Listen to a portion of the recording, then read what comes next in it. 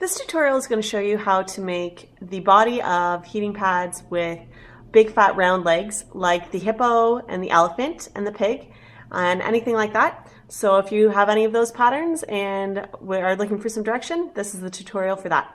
So first we're going to start with adding our legs to our body. So we have our front leg pieces as well as our back leg pieces. And we need to attach those to our top and bottom body pieces. So I'm going to take my first top body piece, and along the top edge of A and B, I'm going to take a front arm piece, and these two seams are just going to line up. So we're going to flip this down so that the right sides are together, line up that seam. The arm will go across the body,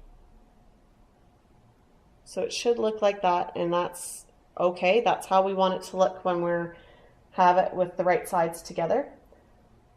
So I'm just going to pin that in place and then sew across that seam.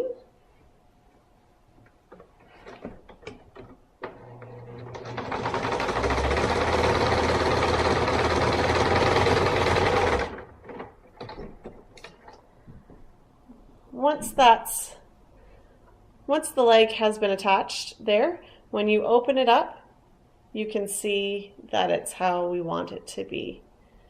So that's our front leg, and then we're going to attach our back leg. So our back leg is going to go along attaching the C and the D together. So we want to just put those right side together, and again the leg piece will go across the body a bit, not as much as the arm piece does, but still a little bit. Just going to pin it, matching your C and your D along that straight edge there, and then sew that up real quick.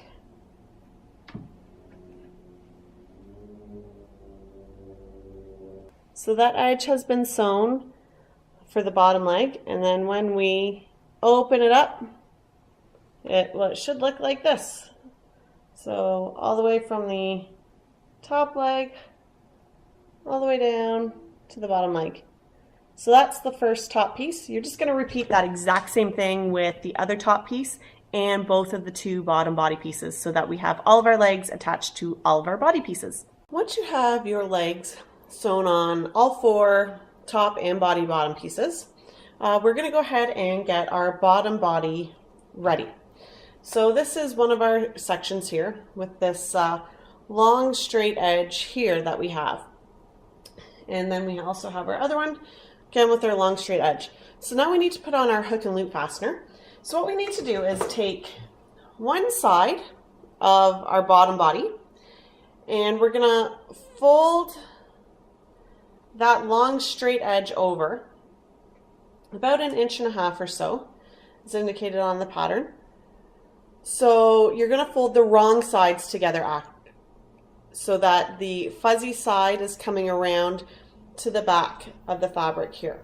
So we're going to do that with both bottom body pieces, and that's where we're going to attach our hook and loop fastener. So I just go ahead and fold it and then pin it, and I just machine baste that. You can hand baste it if you prefer. I just use the machine, and then I just leave that stitching in generally.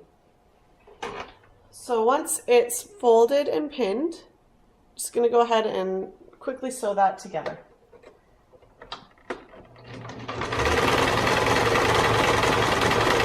So now you can see that's been basted there. So you can see the stitching there on the other side. And you're just going to repeat that with the other bottom body piece. And there's our second bottom body piece done. Once you have both of your bottom body pieces together, we're going to go ahead and add the Velcro. Now, if you prefer to use a button or a snap, you can absolutely do that. I prefer the Velcro method myself, but whatever method of fastening you prefer, you can do. So you could place 3 buttons or 4 buttons down the center. If you are going to use buttons, I would not recommend giving it to a child who's under the age of 3 just because it can pose a choking hazard. But you can go ahead and do that for an older child or an adult. You can also use the snaps that you either use the tool for, or you can sew on some snaps if that's what you prefer. I'm going to go ahead and show you how I attach the Velcro because that's what I use for my closings.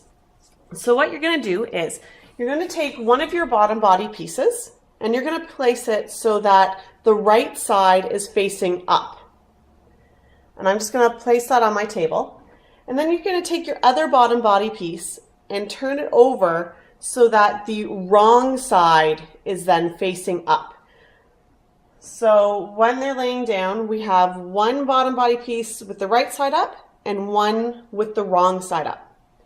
Then what we're going to do is take our hook and loop here, and you're going to place one side on the fabric that's the right side up along that edge that we just folded over. So it's placed along this piece of fabric that is the double thickness. So we're going to put that there and pin it and then sew that on. And what you do with your other piece of Velcro is you're going to stick it on the wrong side of the other piece. So we place it on this folded over piece of fabric, which is right side up. But the general side of the fabric is the wrong side. So that's where I'm going to place my actual hooks.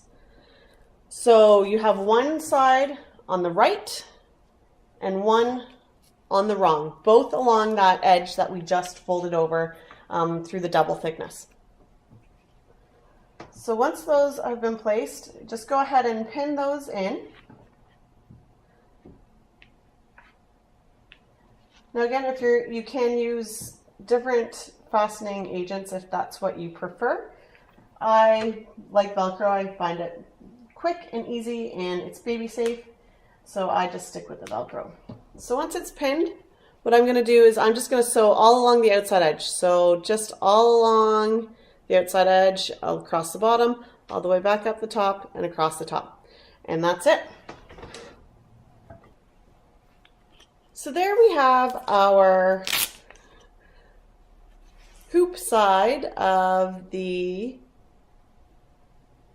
hook and loop sewn on, as you can see, just right along the edge. Now I'm just going to repeat that with my hook side on my wrong side of the fabric. So the exact same steps.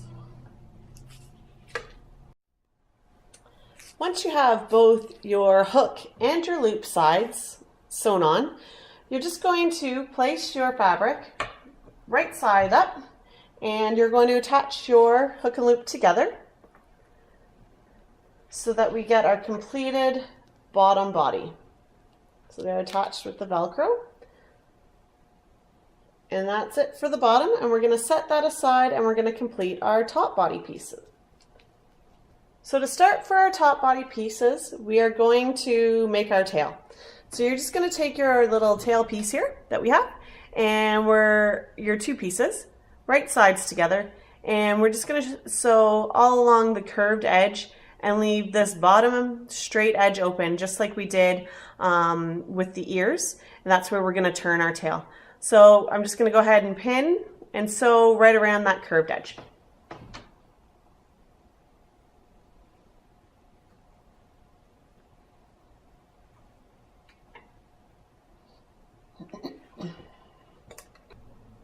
Once your tail has been sewn, we're going to go ahead and turn it inside out. So now again, you can use that handy chopstick because it is another smaller piece that we're turning.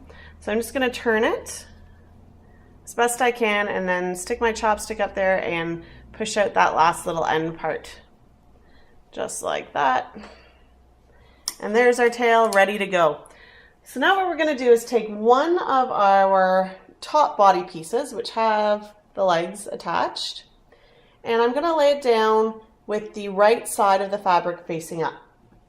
And then I'm going to take my tail and I'm going to place it where it indicates on the pattern on the bottom part, section of the bum of the animal. And if you prefer to baste it, you can baste it. But because it's such a small tail with no stuffing or really much length to it, I just pin it because I find that that works just as well with this size tail. But if you're more comfortable basting, go ahead and do that.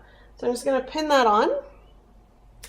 And then we're just going to sandwich that between our other top piece. So we're going to put this one right side down on top there.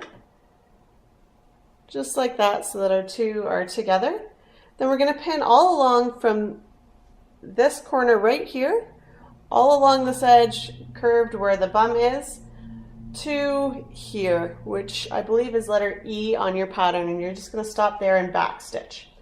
So I'm just going to go ahead and pin that area, and then we'll sew it.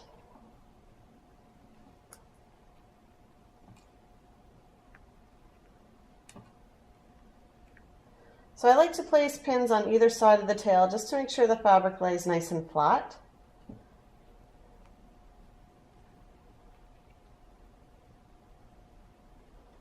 So you can see I've got my pins all along, starting here, all the way along that curved area, and our last pin is right there, and that's where we're going to end our stitching. So this step with sewing the topped pieces together will be used if you're making either the heating pad or the plush animal. If you're making the plush animal, you will have skipped the step that we just did with the Velcro for the bottom body piece, because that's already one piece. So if you are making the plush or the heating pad, we need to do the step that we just did. Now our next step is to put our top body on our bottom body. Now if you're making the plush animal, you need to make sure that you leave a space on one side of the animal open to be able to turn our animal right side out and stuff it. If you're making the heating pad version, which I'm doing today, you do not need to do that, because we're just going to open our Velcro middle and we're going to turn it out that way and stuff it through there. So what we're going to do is place our bottom body that's together down with the right side facing up. And then we're going to take our top body and put it down on top so that the right sides are together. So your legs should match up, your body pieces and your back legs. And what we're going to do is we're going to pin along each side, so each long piece, and then from this corner of the foot all the way along the inside of the leg, across the little bottom part, and down the other inside of the leg. Then you're going to pin also all the way up the second side. And then the same thing with the top legs. So you're going to pin all along here and up the inside of this leg. Well, we're going to keep each end of the feet open. So you want to leave this area, the straight edge along the top of the front feet, we're going to leave open. And the straight edge along the bottom feet, we're going to leave open, because that's where we're going to add our foot pads to make the nice round shape to the legs. So if you're making the plush animal, you need to make sure when you're doing one of the side body pieces, not where the leg sections are, but in this middle section, you're going to leave a spot open from about here to about here. So from my bottom finger to my top finger, you're going to leave open so that you have room to turn your animal and stuff it. So we're just going to go ahead and pin all of that. And once that's pinned, we're going to sew it. I like to start with matching up my seams of where we've attached our legs. So I match up those seams first and put a pin in them, just because then when we turn it right side out, we have a nice alignment of the leg joints there. So I've pinned both seam areas, and then I'm just going to pin this middle section here.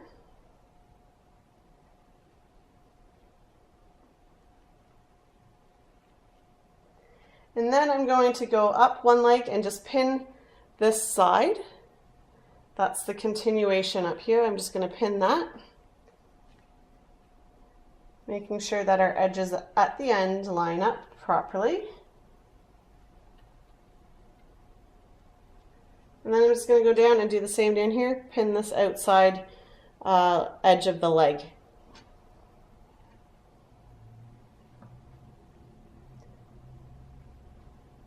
So that's one side. You're going to repeat the exact same thing with the other side. Except if you're making the plush, don't forget to leave. If you're making that plush, I would leave this open. So don't have that pin there and leave that area open. And then we also need to pin and sew the inside edge of the legs. So I'm just going to attach my pin here at the seam, and then I'm going to put another pin on the inside seam here to make sure that those legs match up nicely.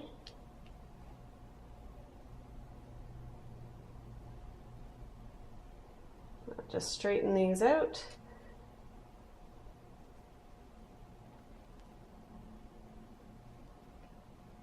And the other side, we're going to do the same. And then when you're pinning this area in here, you want to make sure that that's where our join is. So you're not going to want it to be like that, because then when you open it up, you're going to have this gap here. So what you need to do is make sure that when you are pinning this top section, that those overlap properly. So we want to make sure that we're going to pin it like this, so that when we sew this top edge, it's going to lay nice and flat.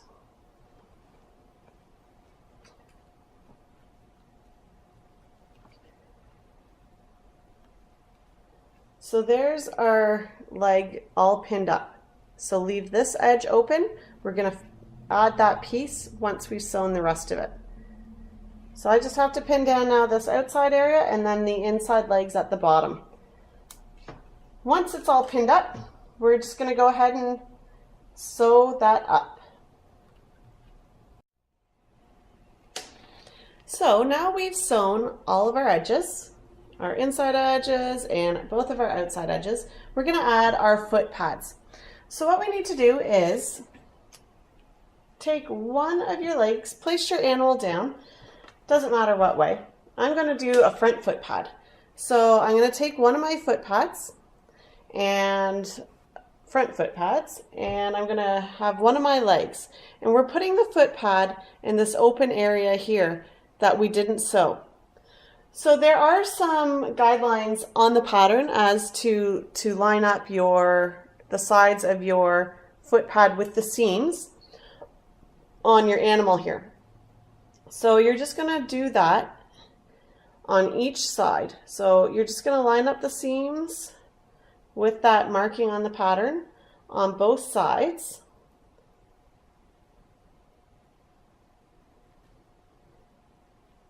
So it will look something like this. And what's going to happen is that foot pad is going to go in to your foot a little bit, because when we turn it, that will actually pop out and give it a nice rounded shape. So it's not going to be straight flat across. It is going to have a little bit of an indent there. So what I like to do is I like to do it kind of in quarters, and then I add more pins as need be. So I've got my two halves here, and then I'm going to put one on the top, trying to make it as even as possible. And then I'm going to pin one on the bottom of my foot part here.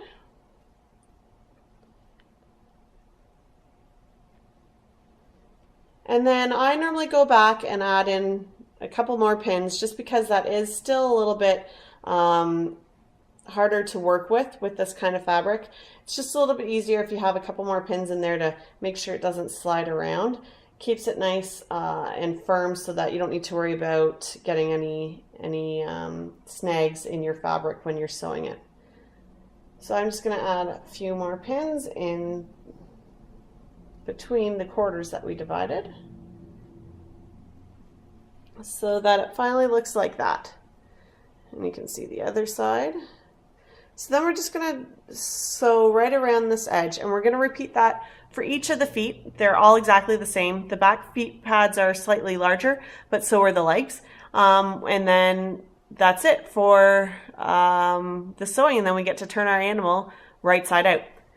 So very carefully sew this part. Because it is round, it's totally okay to go a little bit slower on your machine.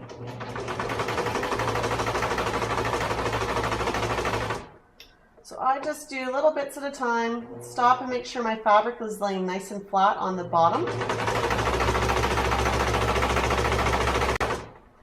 Try and also keep it so that your seams are laying open, just to give it a little bit less bulk. And that's one foot pad done. So you're just going to repeat that with the other 3 foot pads, and then we'll be ready to turn our animal body right side out.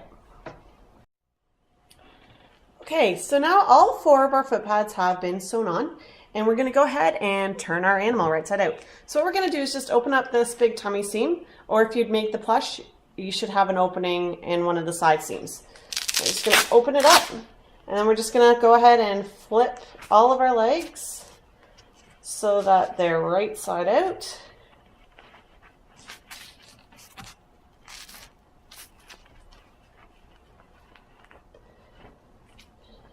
And there we go. Then we get to start stuffing. Make sure it's good. So that's our body. Now we need to go ahead and stuff our legs up. Now if you're making the heating pad, you're going to stuff your legs and then we're going to top stitch along our seam here to keep the stuffing in our legs. If you're making a plush animal, you have the option of top stitching along that seam or not. If you want your legs to be floppier and be able to kind of move, you're going to want to stuff your legs, then top stitch before you stuff the body. If you want your legs to be a little bit stiffer and kind of stick out, you don't need to top stitch. That's totally up to you, depending on what kind of look you're looking for and what kind of feel you want your animal to have. So because we're doing the heating pad version, I am going to show you how to go ahead and top stitch along that seam there. So first we need to go ahead and stuff our legs. So you can stuff your legs with as much or as little stuffing as you like. You can make them super squishy or you can make them really firm. Just remember that over time the stuffing will compress a little bit. So if you're making them squishy, you might want to add a little bit more than you think you're going to want to end up having, just to make sure that your legs end up still having a bit of shape to them after it's been used for a little while. So I'm just going to stuff this first leg here until it gets to be about how I like it. So it's got a little bit of firmness to it, but it's still quite soft. So I've stuffed it so that there's no stuffing here at all. And I leave just a little bit of room where the seam is. So what I'm going to do is just make sure all that stuffing's in there. And then I'm just going to top stitch right along that seam where we attached the leg to the body. And that will keep all of our stuffing in the leg and prevent it from falling into the body cavity. You don't need to pin this. You just need to stitch over top.